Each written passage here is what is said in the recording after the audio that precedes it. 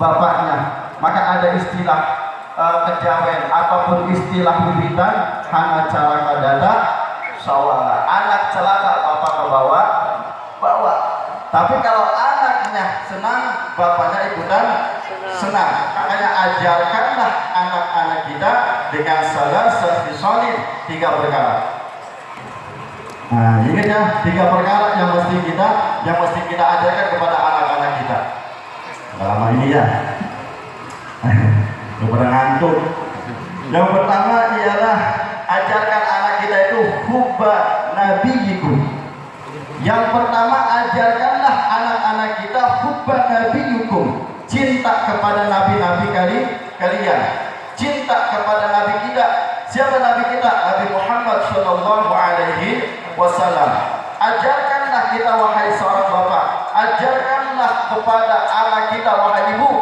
Ajarkan apa? Cinta kepada nabi. Bagaimana cara mengajarkan kita kepada anak kita cinta kepada nabi? Ajarkanlah yaitu cintanya dengan bagaimana Nabi Shallallahu Alaihi Wasallam berucap, bagaimana Nabi Shallallahu Alaihi Wasallam bertindak, bagaimana Nabi Shallallahu Alaihi Wasallam beribadah kepada Allah Subhanahu Wa Taala. Ajarkan anak kita, hei nak, wahai Tom, wahai Ujang, siapa nabimu? Ini pertama kali Pak. Jangan ngarep-ngarep malaikat munkar nakir nanya anak kita, jangan. Tapi kita dululah yang menanya anak-anak kita, wahai anakku, siapa nabimu? Kalau anak kita nggak bisa jawab, ajarin sama kita. Wahai nak, nabi kita namanya Muhammad sallallahu alaihi wasallam. Nabi kita punya bapak namanya Abdullah. Nabi kita punya ibu namanya Aminah. Nabi kita dilahirkan di Mekah. Nabi kita hijrah ke Madinah. Nabi kita punya sahabat Ansor. Nabi kita punya sahabat Muhajir. Nabi kita itu dilahirkan di hari Senin. Nabi kita dilahirkan di bulan Rabiul Awal. Nabi kita dilahirkan di tahun Gajah. Nabi kita punya istri namanya Khadijah. Nabi kita punya anak tercinta namanya Sayyidatuna Fatimatus Zahra. Nabi kita punya cucu namanya Hasan wal Husain. Ajarkanlah anak kita mengenal Nabi Sallallahu Alaihi Wasallam. Ajarkanlah anak kita kecintaan kepada Nabi Sallallahu Alaihi Wasallam. Kalau kita punya anak, kita ajarkan untuk cinta kepada Nabi Sallallahu Alaihi Wasallam. Yakinlah anak kita pasti jadi anak yang soleh.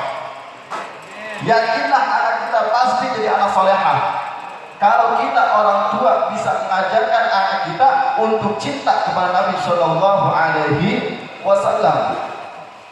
Kalau kita udah mengajarkan anak kita cinta kepada Nabi Shallallahu Alaihi Wasallam, maka pasti anak kita jadi orang soleh, anak kita jadi anak solehah, dan anak kita pasti penyembah Allah Subhanahu Wa Taala, pengidola Nabi Muhammad Shallallahu Alaihi Wasallam. Gak ada lagi idola Korea, gak ada lagi idola Jepang, gak ada lagi idola Barat, gak ada lagi idola lagu-lagu masa kini. Yang ada idola anak-anak kita adalah idolanya Nabi Shallallahu Alaihi Wasallam, sehingga lisan yang keluar daripada mulut anak-anak kita adalah bersalawat kepada Nabi Shallallahu Alaihi Wasallam. Betul?